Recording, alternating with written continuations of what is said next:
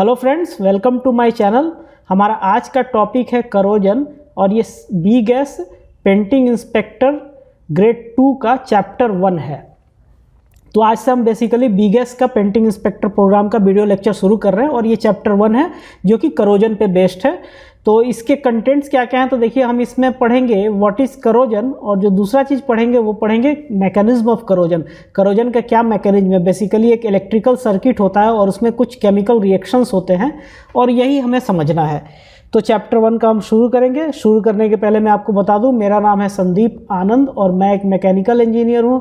मेरा 14+ ईयर्स का इंडस्ट्री में वर्किंग एक्सपीरियंस है और मेरी एक हॉबी है कि मेरा जो भी नॉलेज मैंने गेन किया है वो दूसरों को शेयर करूं। और इसे शेयर करने के लिए मैं अपने वेबसाइट जो कि है www.weldingandendt.com और जो मेरा यूट्यूब चैनल है उसका मैं यूज़ करता हूँ। तो इन दो मोड से मैं अपने नॉलेज को शेयर करता हूँ। फ्रेंड्स, मैंने अपने चैनल पे एक नया फीचर शुरू किया है जिसको कि कहते हैं ज्वाइन फीचर। आप मेरे चैनल को ज्वाइन कर सकते हैं। ये देखिए यहाँ पे ज्वाइन आइकन रहेगा। आप मेरे चैनल को ज्वाइन करके मुझे या मेरे चैनल को फाइनेंशियली सपोर्ट कर सकते हैं। साथ ही साथ अगर आप मेरे चैनल को ज्वाइन करते हैं तो कुछ प्रोफेशनल सर्टिफिकेशन वाले वीडियोज़ होंगे जो कि मैं मेम्बर्स के लिए एक्सक्लूसिवली बनाऊँगा, जैसे सी-स्विप के, बी गैस के, नेस के, API के, NDT लेवल 3 के, ये सारे वीडियोस मैं मेंबर्स के लिए बनाऊंगा। साथ ही मैं कुछ लाइव सेशन कंडक्ट करूंगा जो कि आप देख पाएंगे और जो आपके कमेंट्स होंगे वो भी मैं प्रायोरिटी बेसिस पे रिप्लाई करने की कोशिश करूंगा। तो ये सारे बेनिफिट्स हैं जो कि आपको मिल सकता है। फ्रेंड्स, आप मेरे साथ सोशल मीडिया पे भी जुड़ सकते हैं। ये मेरा देखिए लिंक्डइन का ID है संदीप आनंद 27। फेसबुक पे मेरा जो पेज है वो है वेल्डिंग एंड NDT। आप मुझे मेल वगैरह भी कर सकते हैं। और साथ ही अगर आप इस प्रेजेंटेशन का PDF डाउनलोड करना चाहते हैं, सिर्फ इस प्रेजेंटेशन का ही नहीं, अगर आपको दूसरे भी स्टडी मटेरियल्स वगैरह चाहिए, कोड्स, स्टैंडर्ड्स, तो आप मेरे टेलीग्राम चैनल से डाउनलोड कर सकते हैं। इस टेलीग्राम चैनल पे ऑलरेडी बहुत सारे स्टडी मटेरियल्स हैं और साथ ही मैं ये जो PDF है, इसका जो प्रेजेंटेशन PDF है, ये भी मैं उस पर अपलोड कर सकता हूँ, तो आप वहाँ से डाउनलोड कर सकते हैं। तो फ्रेंड्स, शुरू करते हैं। व्हाट इज करोजन हमारा जो पहला क्वेश्चन है और इसी पे पूरा चैप्टर बेस्ड है। करोजन क्या होता है? तो करोजन का जो सिंपल एक डेफिनेशन है वो है degradation of a metal. Metal का डिग्रेडेशन को करोजन कहते हैं। और ये डिग्रेडेशन कैसे होता है? केमिकल और इलेक्ट्रोकेमिकल मीन्स से डिग्रेडेशन होता है। इसमें देखिए एक वर्ड है इलेक्ट्रोकेमिकल। तो ये जो डिग्रेडेशन जो करोजन है, ये एक डिग्रेडेशन प्रोसेस है और ये प्रोसेस में electrical as well as chemical दोनों प्रोसेस शामिल होते हैं। इसी से करोजन होता है। ये दोनों सिस्टम से electrical as well as chemical system है जिससे कि करोजन होता है। होता क्या है फ्रेंड्स, जिस जगह पे जंग लगता है या करोजन होता है या रस्टिंग होता है, वहाँ पे एक इलेक्ट्रिकल सर्किट का फॉर्मेशन होता है। देखिए हमें पता नहीं चलता है बट ये चीज़ होता है। वहाँ पे एक इलेक्ट्रिकल सर्किट का फॉर्मेशन होता है और कहीं भी अगर करोजन लगेगा तो वहाँ 3 चीज़ें होनी ही चाहिए, तभी करोजन लगेगा। 3 चीज़ें, इलेक्ट्रिकल सर्किट होगा और एक होगा एनोड, एक होगा कैथोड और एक होगा इलेक्ट्रोलाइट। ये 3 जो है आइटम, ये प्राइमरली होंगे तो ही किसी स्टील पे या कहीं भी करोजन होगा। देखिए एनोड होता है एक पॉजिटिवली चार्ज्ड एरिया उसी सतह पे मेटल पे, कैथोड होता है एक नेगेटिवली चार्ज्ड एरिया और इलेक्ट्रोलाइट होते हैं जिसके थ्रू करंट पास होता है। तो इन 3 चीज़ों का होना जरूरी है करोजन के लिए। इसमें कुछ केमिकल रिएक्शंस होते हैं, अभी हम आगे समझेंगे क्या केमिकल रिएक्शन होता है, क्या होता है एनोड, क्या होता है कैथोड और क्या होता है इलेक्ट्रोलाइट। ये एक पाइप का फोटो है। देखिए पाइप पे ही फॉर एग्जांपल एक जगह एनोड का फॉर्मेशन होगा, एक जगह कैथोड का फॉर्मेशन हो जाएगा और इसके बीच में जो है इलेक्ट्रोलाइट होगा। होता क्या है, एनोड से इलेक्ट्रॉन्स ट्रांसफर होते हैं कैथोड की तरफ, फिर कैथोड से इलेक्ट्रॉन्स वापस एनोड की तरफ आते हैं और एनोड पे ही करोजन होता है, एनोड पे रस्टिंग होता है। कैथोड बेसिकली इसके ऊपर रस्टिंग नहीं होता है, कैथोड प्योर रह जाता है, एनोड के ऊपर रस्टिंग होता है। तो इसको हम इलेक्ट्रोलाइट सेल की मदद से भी समझेंगे। देखिए फॉर एग्जांपल देखिए ये एक हो गया आपका एनोड, ये हो गया कैथोड और ये जो बीच में ब्लू कलर है ये पूरा इलेक्ट्रोलाइट है। एनोड से इलेक्ट्रॉन्स निकलते हैं, फ्लो करते हैं, कैथोड की तरफ जाते हैं, फिर कैथोड से वही इलेक्ट्रॉन्स वापस जाते हैं एनोड की तरफ और एनोड के पास जो है ये देखिए ये सतह आप देख रहे होंगे, ये जो पूरा देख रहे हैं ये डिग्रेडेशन हो गया है, ये रस्टिंग हो जाएगा एनोड का। तो आप देखेंगे कि कैथोड का रस्टिंग नहीं होता है, होता है रस्टिंग एनोड का। अब ये कैसे होता है, क्यों होता है, ये सब हम आगे समझेंगे। हम स्टील से समझेंगे। देखिए स्टील या आयरन जो होता है उसके एटॉमिक स्ट्रक्चर को देखेंगे। आयरन का जो स्टेबल आयरन एटम होता है उसके अंदर 26 प्रोटॉन्स होते हैं न्यूक्लियस में। ये जो है जो कोर है इसका, जो इनर कोर है इसके अंदर 26 प्रोटॉन्स होते हैं, 26 प्रोटॉन्स। और इसके बाहर ये जो है ऑर्बिट्स हैं। देखिए ये ऑर्बिट नंबर 1 है, ये ऑर्बिट नंबर 2 है, ये ऑर्बिट नंबर 3 है और ये ऑर्बिट नंबर 4 है। तो ये 4 ऑर्बिट है। इन चारों ऑर्बिट में मिला के 26 इलेक्ट्रॉन्स होंगे। देखिए पहले ऑर्बिट में 2 इलेक्ट्रॉन्स है, ठीक उसी तरह दूसरे में भी कुछ है, तीसरे में भी, चौथे में आप देखेंगे 2 इलेक्ट्रॉन्स है, एक यहाँ पे और एक यहाँ पे। 2 इलेक्ट्रॉन्स, इसके जो आउटर ऑर्बिट है उसमें 2 इलेक्ट्रॉन्स होंगे। तो आपने समझ लिया आयरन का एटॉमिक स्ट्रक्चर। एक आयरन के एटम में 26 प्रोटॉन्स होंगे, 26 इलेक्ट्रॉन्स होंगे। प्रोटॉन्स जो होंगे वो इसके कोर में होंगे, इसके सेंटर में होंगे, जिसको कि न्यूक्लियस कहते हैं। और बाहर में ऑर्बिट होता है, इसमें इलेक्ट्रॉन्स होते हैं जो कि रिवॉल्व करते रहते हैं, घूमते रहते हैं इसमें। तो जो इसका आउटर लेयर है या आउटर ऑर्बिट है उसमें 2 इलेक्ट्रॉन्स होते हैं। अब अगर इस तरीके का सेल बन जाता है किसी सब्सटेंस पे, किसी आइटम पे, तो सबसे पहले क्या होगा, जो इसके आउटर में 2 इलेक्ट्रॉन्स थे, एक यहाँ था एक इलेक्ट्रॉन और एक यहाँ था, ये दोनों इलेक्ट्रॉन्स यहाँ से अलग निकल जाएंगे। और फ्रेंड्स ये जो पोजीशन होगा इसे हम एनोड कहेंगे, मतलब एट एनोड। एनोड के ऊपर क्या होगा, तो एनोड के ऊपर जो आयरन एटम है उसके 2 इलेक्ट्रॉन्स एनोड को छोड़ के बाहर निकल जाएंगे। वो कहाँ जाएंगे, इलेक्ट्रोलाइट में जाएंगे। तो ओरिजिनली देखिए ये हमारा आयरन एटम था, अब इससे 2 इलेक्ट्रॉन्स अलग हो गए। तो आयरन से 2 इलेक्ट्रॉन्स अलग होने पे जो आयरन एटम है वो अब आयरन एटम नहीं रहा, अब वो आयरन आयन हो गया। इसे अब हम आयरन का आयन कहेंगे। देखिए iron atom becomes iron ion, तो ये आयरन आयन हो गया। अब इसके 2 इलेक्ट्रॉन्स निकल गए, अब ये हो गया आयरन का आयन। और इसको हम बोलेंगे Fe++। 2 प्लस का साइन इसलिए देते हैं क्योंकि इसके 2 इलेक्ट्रॉन्स नेगेटिवली चार्ज होते हैं। 2 इलेक्ट्रॉन्स बाहर निकल गए तो इसमें अब चार्ज का एक इम्बैलेंस हो गया। अब इसमें जो है पॉजिटिव चार्जेस ज़्यादा आ गए, तो 2 पॉजिटिव चार्जेस आ गए क्योंकि 2 इलेक्ट्रॉन्स इसके बाहर छोड़ गए। तो इसके जो अब चार्जेस है वो 2 positive extra, 2 excess positive charge है। अब देखिए यहाँ एक इंपॉर्टेंट पॉइंट है जो कि आप याद कर लीजिए। जो करोजन सर्किट बनेगा उसके अंदर जो करंट फ्लो होता है वो डायरेक्ट करंट फ्लो होता है, डीसी, डायरेक्ट करंट फ्लो होता है। मतलब यहाँ जो करोजन सर्किट बना या यहाँ पे जो करोजन सर्किट बना, इसके अंदर जो करंट फ्लो होता है वो डायरेक्ट करंट फ्लो होता है। दूसरी चीज़ कि an ion is a charged particle and can be positive और नेगेटिव।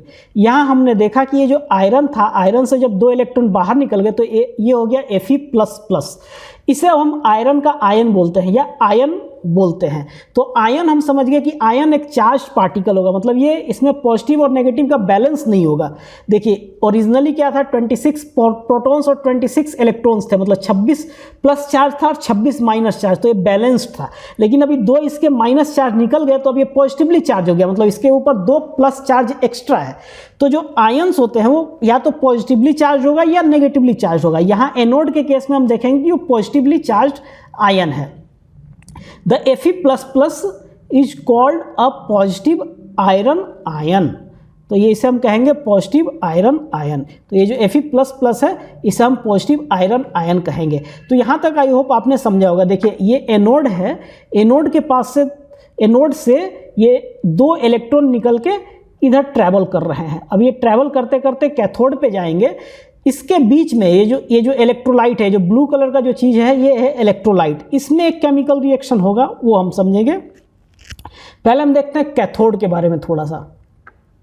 कैथोड क्या होगा, देखिए एनोड पॉजिटिवली चार्ज है तो कैथोड नेगेटिवली चार्ज होगा, क्योंकि यहाँ एनोड से नेगेटिव इलेक्ट्रॉन्स जो है कैथोड की तरफ आ रहे हैं, तो जाहिर सी बात है कि उसके ऊपर एक्सेस नेगेटिव चार्जेस होंगे, इसलिए नेगेटिव होगा। More electrons than needed in its passive state. These are electrons released from the anodes। तो एनोड्स के से जो रिलीज इलेक्ट्रॉन्स है वो कैथोड में जा रहे हैं, इसलिए ये नेगेटिवली चार्ज एरिया होगा। अब क्या होता है, the electrons enter into the electrolyte to pass back to the anode. ये जो इलेक्ट्रॉन्स हैं, जो इलेक्ट्रॉन्स यहाँ से निकलेंगे वो कैथोड की तरफ जाएंगे और कैथोड से फिर ये वापस एनोड की तरफ जाते हैं। और यही इसी सिस्टम, ये जो प्रोसेस है इसी में करोजन का सिस्टम बनता है, करोजन रस्टिंग आती है। तो अभी देखिए कैसे रस्टिंग होता है। अभी तक हमने समझा आयरन जो है 2 इलेक्ट्रॉन छोड़ के आयरन आयन बन गया एनोड के ऊपर। अब देखिए इलेक्ट्रोलाइट को समझेंगे थोड़ा सा। इलेक्ट्रोलाइट क्या होता है? तो इलेक्ट्रोलाइट जो है कंडक्ट करता है करंट। करंट कंडक्ट करता है मतलब इसके अंदर इलेक्ट्रॉन्स का मूवमेंट होता है इलेक्ट्रोलाइट के अंदर। अगर इस सिस्टम में इलेक्ट्रोलाइट ना हो तो ना तो एनोड से इलेक्ट्रॉन्स निकलेंगे, ना जब कैथोड के पास जाएंगे, और ना रस्टिंग होगी। तो रस्टिंग में या करोजन में एक इम्पॉर्टेंट जो रोल प्ले करता होता है इलेक्ट्रोलाइट। इसी के थ्रू इलेक्ट्रॉन्स निकलते हैं और करोजन होता है। क्या होता है? Electrons passes through the electrolyte. Electrolyte के थ्रू इलेक्ट्रॉन पास होता है। अब देखिए क्या होता है। जो इलेक्ट्रॉन्स एनोड की तरफ से निकले और कैथोड की तरफ जाते हैं, बीच में इलेक्ट्रोलाइट के संपर्क में आते हैं। वहां पे देखिए इलेक्ट्रोलाइट मोस्टली क्या होता है, तो वाटर का मॉलिक्यूल्स होता है, उसके अंदर वाटर होगा या मॉइस्चर का मॉलिक्यूल होगा, H2O होगा बेसिकली। तो इलेक्ट्रॉन्स के संपर्क में आने से ये जो इलेक्ट्रोलाइट है ये ब्रेक हो जाता है। ब्रेक होके एक तो H+ आयन बनता है और एक OH- आयन बनता है। H+ जो आयन है इसे हम हाइड्रोजन आयन बोलते हैं। ये देखिए H+ आयन को हम हाइड्रोजन आयन बोलते हैं और OH- को हम हाइड्रोक्सिल आयन बोलते हैं। यहाँ जो H+ आयन रिलीज होता है, ये देखिए ये एक नहीं होगा, कई सारे होंगे। तो ये एक से ज़्यादा जो एक एक करके जो H+ आयन है, 2 मिल के हाइड्रोजन गैस का फॉर्म करेंगे। मतलब जो H+ आयन है वो इलेक्ट्रोलाइट के पास ही कंबाइन हो जाएगा। हाइड्रोजन आयन जो है कंबाइन होकर हाइड्रोजन गैस का फॉर्म करेंगे और ये हाइड्रोजन गैस जो है कैथोड के पास से इवॉल्व हो जाएगा। तो the hydrogen ions join together to form hydrogen gas which is a byproduct of this entire reaction system। तो जो करोजन का जो रिएक्शन सिस्टम है, हाइड्रोजन उसका एक बाई प्रोडक्ट है। हाइड्रोजन साथ में निकलता है हाइड्रोजन गैस और ये कैथोड के पास से इवॉल्व होता है, बाहर निकलता है। मैं फिर से एक बार समराइज करता हूं मैंने अभी तक क्या बताया। एनोड से 2 इलेक्ट्रॉन्स निकलेंगे, वो कैथोड की तरफ जाएंगे, बीच में इलेक्ट्रोलाइट से पास होंगे और यहाँ जो इलेक्ट्रोलाइट है इसमें वाटर मॉलिक्यूल्स होंगे। इस वाटर मॉलिक्यूल में इलेक्ट्रॉन्स के आने से जो वाटर मॉलिक्यूल होगा वो ब्रेक हो जाएगा, डिसोसिएट हो जाएगा और यहाँ पे 2 चीज़ों का फॉर्मेशन होगा। एक तो होगा आपका हाइड्रोजन आयन का और एक होगा हाइड्रोक्सिल आयन का। तो जो हाइड्रोजन आयन है, एक दो हाइड्रोजन आयन मिलके यहाँ से हाइड्रोजन गैस का फॉर्म करेंगे और हाइड्रोजन गैस यहाँ से बाहर निकल जाएगा। अब जो हाइड्रोक्सिल आयन है उसका क्या होगा ये देखिए। तो अभी तक आपने समझा हाइड्रोजन गैस बनके वो निकल जाएगा। अब ये जो हाइड्रोक्सिल आयन है OH, वो क्या होगा तो वो देखिए। जो हाइड्रोक्सिल आयन है वो वापस फिर से एनोड की तरफ चला जाएगा। ये जो हाइड्रोक्सिल आयन यहाँ पे जनरेट हुआ था, अब ये वापस फिर से एनोड की तरफ चला जाएगा और क्या रिएक्शन होगा देखिए। ये चला जाएगा आयरन की तरफ। एनोड में आयरन है तो ये 2OH जो हाइड्रोक्सिल आयन आयरन से मिलके बनाएगा एक कंपाउंड जिसका कि नाम है FeOH2। और ये जो FeOH2 ये कुछ नहीं, यही है रस्टिंग। मतलब ये जो करोजन सेल का जो फाइनल प्रोडक्ट है एनोड के पास बनेगा और ये जो हमारा जो हाइड्रोक्सिल आयन था वो एनोड से मिलके FeOH2 बनाएगा। देखिए FeOH2 को बोलते हैं हाइड्रोजन हाइड्रोक्साइड या आयरन ऑक्साइड, इसे ही हम रस्ट बोलते हैं। तो ये फाइनल जो प्रोडक्ट है करोजन सेल का, ये हमारा एनोड के पास बन गया। इसे मैं एक बार फिर से समराइज कर देता हूँ। थोड़ा सा समराइज करने से आपको क्विकली याद हो जाएगा। देखिए एनोड से, एनोड हमारा स्टील का है, आयरन का, यहाँ से 2 इलेक्ट्रॉन निकले, इलेक्ट्रॉन पास करके कैथोड की तरफ गए। कैथोड की तरफ जाते समय ये इलेक्ट्रोलाइट के संपर्क में आए, कांटेक्ट में आए। यहाँ इलेक्ट्रोलाइट जो है इसमें हाइड्रोजन इलेक्ट्रोलाइट में वाटर मॉलिक्यूल्स होंगे, H2 होगा, वो H2O को ब्रेक कर देंगे। H2O को ब्रेक करके एक तो हाइड्रोजन गैस का फॉर्मेशन करेंगे और एक हाइड्रोक्सिल आयन बनाएंगे। यहाँ से हाइड्रोक्सिल आयन फिर वापस चला जाएगा एनोड की तरफ, और ये जो हाइड्रोक्सिल आयन और ये जो एनोड का मटेरियल है, आयरन मटेरियल, वो यहाँ पे रस्टिंग का फॉर्मेशन करेगा, करोजन का फॉर्म। तो ऐसे करोजन फॉर्म हुआ। अब एक चीज़ आप ध्यान देंगे कि इन पूरे प्रोसेस में करोजन जो बना एनोड की तरफ बना, कैथोड बिल्कुल इंटैक्ट रह गया, कैथोड में कुछ नहीं होता है। इस फोटो में देखें, करोजन जो होगा वो एनोड पे होगा, कैथोड बिल्कुल क्लीन रह जाएगा, नीट एंड क्लीन। इसीलिए आपने कई बार सुना होगा कैथोडिक प्रोटेक्शन सिस्टम। मतलब अगर हमारा ये पूरा सिस्टम है, इसको हम कैसे भी कैथोड बना दें, कैथोड, तो इसके ऊपर करोजन नहीं होगा। एनोड जहाँ भी होगा वहाँ पे करोजन हो जाएगा और कैथोड हमारा बचा रह जाएगा। तो ये है कैथोडिक प्रोटेक्शन सिस्टम का कॉन्सेप्ट। अब हम इलेक्ट्रोलाइट के बारे में थोड़ा और समझेंगे। देखिए, एक तो हमने समझ लिया इलेक्ट्रोलाइट जो करंट को कंडक्ट करेगा, जैसे इलेक्ट्रॉन्स को फ्लो, इलेक्ट्रॉन्स का जो फ्लो है वही करंट कंडक्ट करना बोलते हैं। कहीं भी अगर इलेक्ट्रॉन्स का फ्लो हो रहा है मतलब उसको बोलेंगे करंट का कंडक्शन हो रहा है, या गुड कंडक्टर ऑफ इलेक्ट्रिसिटी। तो इलेक्ट्रोलाइट से करंट का फ्लो होगा, इलेक्ट्रॉन का फ्लो होगा। अब एक चीज़ और मैंने बताया कि इलेक्ट्रोलाइट के अंदर ही इलेक्ट्रॉन्स के आने के कारण वो H+ आयन और OH- आयन में ब्रेक हो जाएगा। मतलब जो इलेक्ट्रोलाइट है वो ब्रेक हो जाएगा या डिसोसिएट इनटू आयंस। जो इलेक्ट्रोलाइट है वो आयंस में कन्वर्ट हो जाएगा, ये वाले आयंस में H+ और OH आयंस में कन्वर्ट हो जाएगा इलेक्ट्रोलाइट। अब इलेक्ट्रोलाइट होता क्या है, तो देखिए वाटर जो है सबसे प्रचुर मात्रा में मोस्ट एबंडेंट पाए जाने वाला इलेक्ट्रोलाइट है और सबसे एफिशिएंट इलेक्ट्रोलाइट है। मतलब अगर हम आयरन को वाटर में रखेंगे तो वहाँ पे 100% करोजन होना ही होना है। दूसरे जो इलेक्ट्रोलाइट होते हैं वो होते हैं एसिड, अल्कली, सॉल्ट, सॉल्यूशन। तो ये सारे जो सॉल्यूशन है ये भी इलेक्ट्रोलाइट्स होते हैं। तो फ्रेंड्स, ये करोजन का आपने सिस्टम समझा। अब दो इंपॉर्टेंट पॉइंट है जो कि मैंने आपको बताया, कैथोडिक प्रोटेक्शन का कॉन्सेप्ट मैंने आपको अभी बताया। Corrosion occurs at the anode only, corrosion जो है एनोड के पास ही होगा, never at the cathode, cathode के पास कभी भी नहीं होगा। इसीलिए हम कैथोडिक प्रोटेक्शन सिस्टम बोलते हैं। अगर हमारा जो आइटम है उसे हम पूरा का पूरा आइटम को कैथोड बना दें तो उस आइटम में कभी भी करोजन होगा ही नहीं। यही लिखा है, if a structure can be made to be the cathode in a circuit, it will not corrode। अब देखिए करोजन ट्राइंगल है, करोजन ट्राइंगल में A जो है वो एनोड बता रहा है, C जो है कैथोड को बोल रहा है, कैथोड, और E जो है इलेक्ट्रोलाइट को बोल रहा है। देखिए इलेक्ट्रॉन्स का फ्लो कैसे हुआ, तो इलेक्ट्रॉन्स का फ्लो हुआ एनोड से इलेक्ट्रॉन्स जो है कैथोड की तरफ गया, फिर कैथोड से वो एनोड की तरफ आ गया। देखिए कैथोड से इलेक्ट्रॉन्स जो है एनोड की तरफ फिर से आ गया, बीच में इलेक्ट्रोलाइट था, इलेक्ट्रोलाइट से वो कैथोड की तरफ गया, फिर वैसे इलेक्ट्रोलाइट्स के थ्रू होते हुए वो एनोड की तरफ आ गया। तो यही है करोजन का ट्राइंगल। मतलब एनोड से कैथोड की तरफ जाएगा, फिर कैथोड से एनोड की तरफ जाएगा, और बीच में जो आपका इलेक्ट्रोलाइट है उसके थ्रू पास होगा इलेक्ट्रॉन्स। ये करोजन ट्राइंगल है। यहाँ एक चीज़ सबसे इंपॉर्टेंट है कि ये तीन जो आइटम्स है इनका होना बहुत ज़रूरी है, तभी करोजन होगा। एक तो एनोड होगा, एक कैथोड होगा और एक इलेक्ट्रोलाइट होगा। तो अगर हम कैसे भी कुछ एफर्ट करके अगर हम इलेक्ट्रोलाइट का फॉर्मेशन नहीं होने दें सरफेस के ऊपर, इलेक्ट्रोलाइट नहीं बनने दें, इलेक्ट्रोलाइट को अलग कर दें, तो जो हमारा आयरन है उसका करोजन नहीं होगा।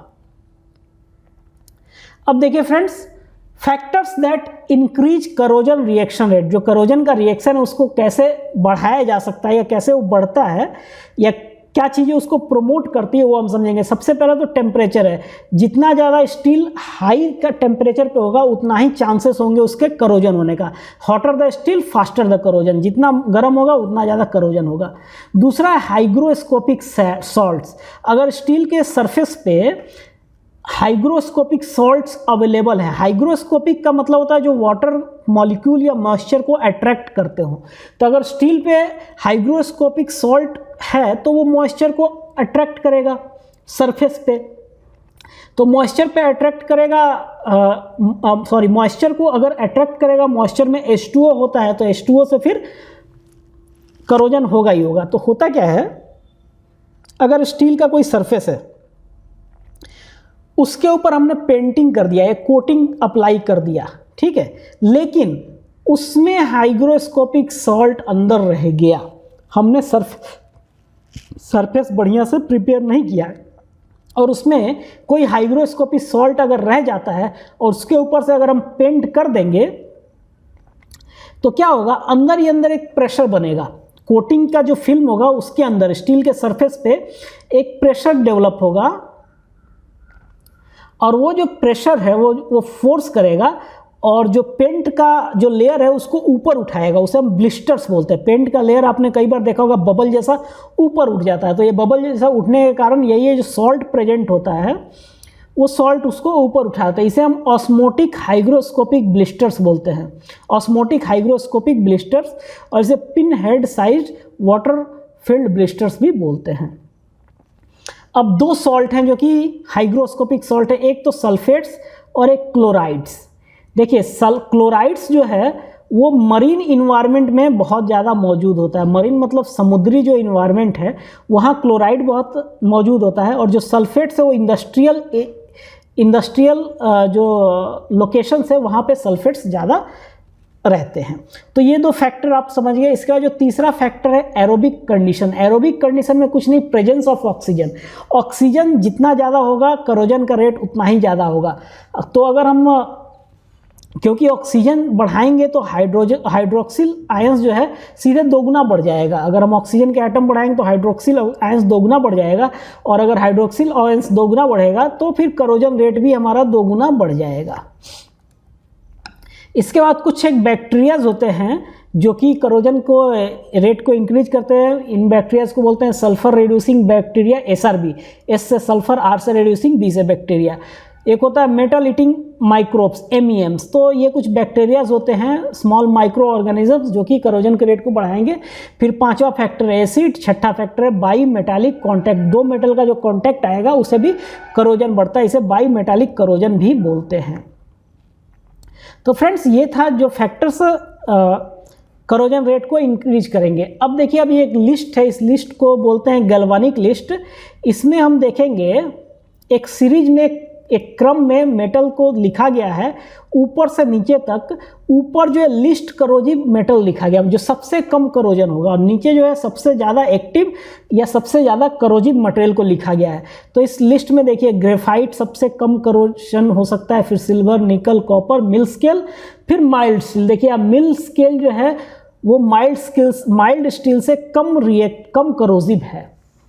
सबसे ज़्यादा करोजिव अगर देखेंगे तो मैग्नीशियम है। तो अब मिल स्केल के बारे में थोड़ा समझ लेते हैं। देखिए मिल स्केल जो है उसका अपीयरेंस मोस्टली ब्लू होता है, ब्लू कलर में उसका रहता है, ब्लू कलर। इसकी जो थिकनेस होती है स्टील के ऊपर करीब 25 माइक्रोमीटर से 100 माइक्रोमीटर के बीच में होती है। और मिल स्केल का फॉर्मेशन कब होता है, तो मिल स्केल का फॉर्मेशन रोलिंग में होता है। जब मिल में स्टील की रोलिंग करते हैं और उसको शेप देते हैं, जैसे बीम बनाते हैं, एंगल बनाते हैं, चैनल बनाते हैं, तो उसकी हम रोलिंग करते हैं। तो जब रोलिंग करते हैं स्टील का उस समय ही मिल स्केल का फॉर्मेशन होता है। होता क्या है, जो लोहा होता है उस पर ऑक्साइड का फॉर्मेशन होता है। 3 तरीके के ऑक्साइड्स लोहे में होते हैं। एक तो होता है ऊस्टाइट FeO, एक होता है मैग्नेटाइट Fe3O4, और एक होता है हेमेटाइट Fe2O3। तो ये 3 तरीके के ऑक्साइड्स हैं जो कि लोहे में होंगे। ये ऑक्साइड अगर प्रेजेंट होंगे तो रोलिंग के दौरान मिल स्केल का फॉर्मेशन हो सकता है। और ऑक्साइड का फॉर्मेशन कब होता है, तो the oxide of iron form quickly at temperatures in excess of 580। तो 580 डिग्री से ज़्यादा अगर टेम्परेचर होगा तो वहाँ पे ऑक्साइड का फॉर्मेशन बहुत ज़्यादा होगा, मतलब ऊस्टाइट, मैग्नेटाइट, हेमेटाइट का फॉर्मेशन ज़्यादा होगा। और ये जितना ज़्यादा ये ऑक्साइड होगा लोहे के ऊपर उतना ही उसमें मिल स्केल आएंगे और रोलिंग के दौरान। तो यहाँ एक चीज़ हम समझ लेते हैं जो कि बहुत ही इंपॉर्टेंट है कि मिल स्केल जो है सिर्फ और सिर्फ रोलिंग के दौरान ही फॉर्म होता है। मिल स्केल रोलिंग एक बार ख़त्म हो गया तो उसके बाद उसके ऊपर मिल स्केल नहीं आएगा। और ये जो स्केल है अगर हमने इसे किसी सरफेस प्रिपरेशन जैसे सैंड ब्लास्टिंग से अगर हम इसको हटा देते हैं तो ये दोबारा कभी भी नहीं आएगा। मिल स्केल करोजन हो सकता है, रस्टिंग हो सकता है, लेकिन मिल स्केल कभी भी रोलिंग के बाद अगर हमने हटा दिया है मिल स्केल तो दोबारा फॉर्म नहीं होगा, अनलेस एंड अनटिल कि हम उसका दोबारा रोलिंग करें। तो फ्रेंड्स ये था मिल्स के बारे में, और आज का हमारा चैप्टर यहीं ख़त्म हो गया। आई होप आपको ये वीडियो अच्छा लगा होगा। Thank you very much.